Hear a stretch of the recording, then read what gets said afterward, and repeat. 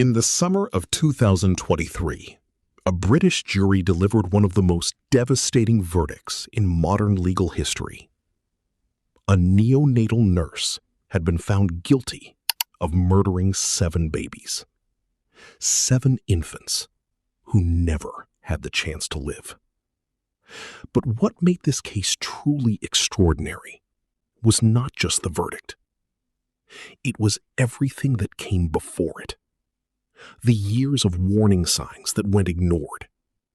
The doctors who raised alarms and were silenced. The families who were never told the truth.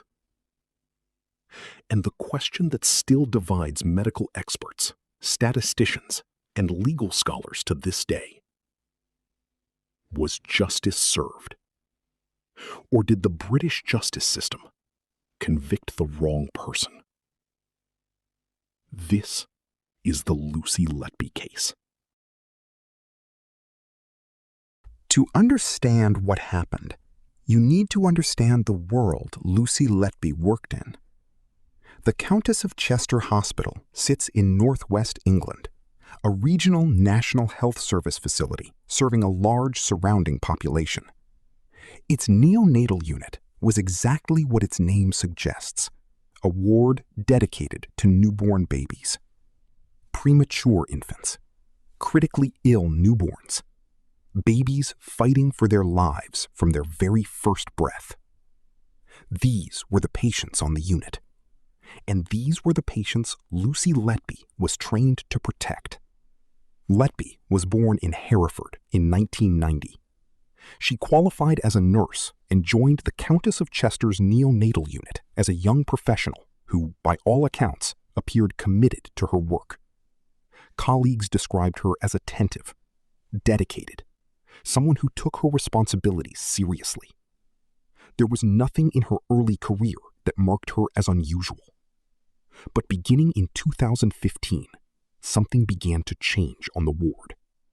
Senior doctors started noticing a pattern they could not explain. Babies who had been stable were suddenly deteriorating. Infants who had been showing signs of recovery were collapsing without warning. And the deaths, the unexpected, unexplained deaths of newborns, were occurring at a rate that seemed statistically abnormal. The doctors did what doctors are trained to do. They looked for explanations: infection control, staffing levels, equipment failures, systemic issues. They considered every possibility.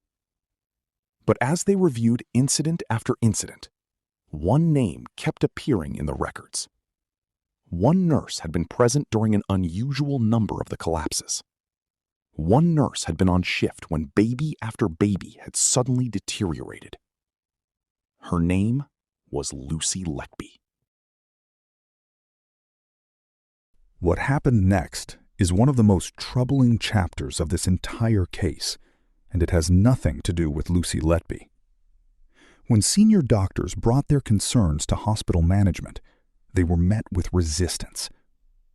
Rather than triggering an immediate investigation, the doctors who raised alarms found themselves in conflict with administrators who were reluctant to accept what the data appeared to show.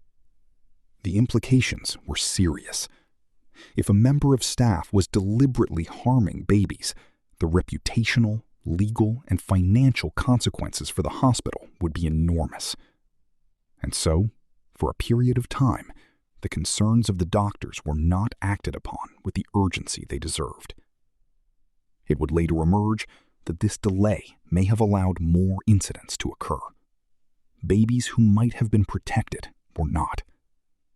This aspect of the case prompted a major public inquiry, separate from the criminal trial, examining how hospital management had handled the warnings. The findings were deeply critical. Eventually, in 2016, Lucy Letby was removed from frontline clinical duties. Police were notified, and Operation Hummingbird was launched. The investigation that followed was one of the most extensive in British criminal history. Cheshire police reviewed thousands of medical records. They consulted dozens of medical experts from across the United Kingdom and beyond.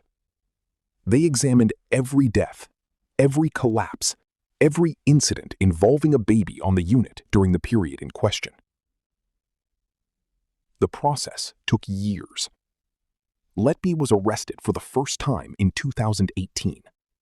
She was released while the investigation continued. Over the following years, she would be arrested multiple times as the case against her was built piece by piece. When prosecutors finally presented their case, the details were almost impossible to absorb. 7 babies murdered. 6 more subjected to attempted murder. Infants who had names, who had parents waiting for them to grow strong enough to come home. Parents who had no idea what was happening to their children just a few feet away. The prosecution alleged that Letby had used multiple methods to harm the babies in her care. In some cases, she was accused of injecting air into the bloodstream of infants, a method that could trigger sudden, catastrophic collapse without leaving obvious physical evidence. In other cases, prosecutors alleged she had deliberately overfed babies with milk, causing them to deteriorate. There were also allegations involving the administration of excess insulin, and in some incidents, prosecutors claimed she had interfered directly with medical equipment. The prosecution's case rested on several pillars. The first was the statistical pattern. Letby had been present during a disproportionate number of the incidents, a correlation that experts for the prosecution argued could not be explained by chance alone. The second was medical evidence. Expert witnesses testified that the clinical presentations of some of the babies were inconsistent with natural causes and more consistent with deliberate interference. The third was a collection of handwritten notes found during police searches of Letby's home. One note, in particular, drew significant attention. It contained phrases that prosecutors argued reflected guilt, phrases suggesting that Letby had accepted responsibility for what had happened. The defense argued that these writings were the expressions of a distressed person under investigation, not admissions of guilt. But the jury heard them, and the jury remembered them. Cases like this one raise questions that stay with people long after the trial ends. If this kind of story matters to you, if you believe cases like Lucy Letby's deserve to be examined carefully and honestly, sharing this video helps this channel keep doing exactly that. The trial of Lucy Letby began in October 2022. It lasted nearly 10 months, making it one of the longest murder trials in modern British legal history. Day after day, the families of the affected babies sat in the courtroom as the most painful moments of their lives were examined in clinical detail. Medical experts testified for both the prosecution and the defense. Hospital records were analyzed and reanalyzed.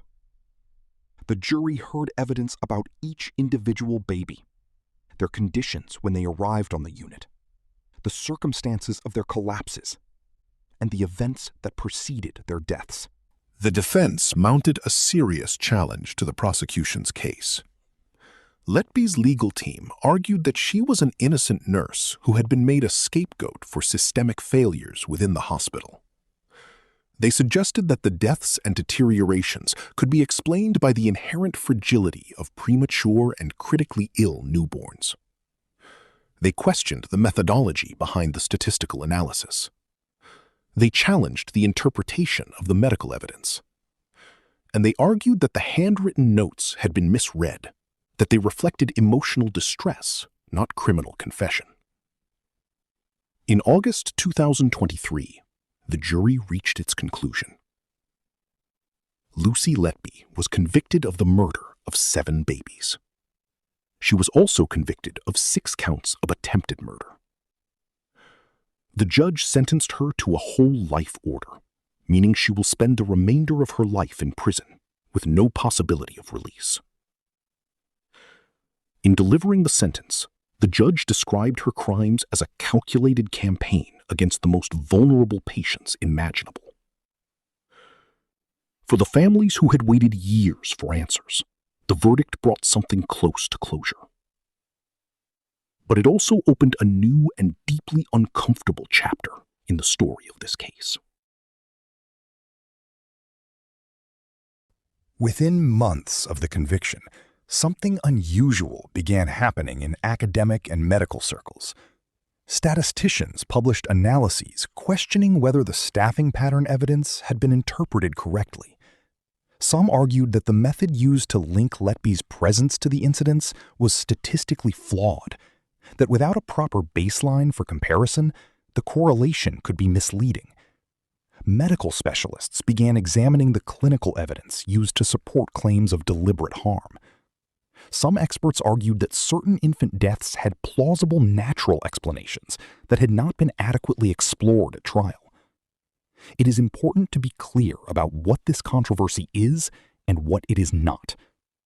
No credible voice in this debate is claiming that nothing happened at the Countess of Chester Hospital. Babies died. Babies suffered unexpected collapses. That is not in dispute. What some experts are questioning is whether the evidence presented at trial was sufficient to prove beyond reasonable doubt that Lucy Letby was responsible. These are not the same thing. Supporters of the conviction point to the volume and variety of evidence the jury considered over nearly 10 months. They argue that the jury, composed of ordinary citizens who heard every word of the testimony, reached a considered and legitimate verdict. They note that appeals processes exist precisely to evaluate claims that evidence was misinterpreted, and that those processes are the appropriate forum for such challenges. Critics argue that the complexity of neonatal medicine makes it particularly vulnerable to misinterpretation in a courtroom setting. They worry that statistical patterns and expert disagreements may not always be fully understood by juries, no matter how carefully the evidence is presented. What is not in dispute is the cost of this case. 7 families lost babies they will never stop grieving. Dozens more families lived through the terror of watching their newborns collapse without explanation. A hospital failed its most vulnerable patients, not only because of what may have happened on the ward, but because the people responsible for protecting those patients did not act quickly enough when they were warned. And a woman, convicted by a jury of her peers, sits in prison, insisting she is innocent. Whether the Lucy Letby conviction ultimately stands as one of British justice's finest hours, or as one of its most sobering failures, may only become clear with time. What this case has already demonstrated, beyond any doubt, is that the systems we trust to protect the most vulnerable among us can fail. And when they fail, the consequences are measured in the lives of children. Thank you for watching Beyond the Case. If you want to follow cases like this one, examined carefully, without sensationalism, subscribe and turn on notifications so you do not miss what comes next.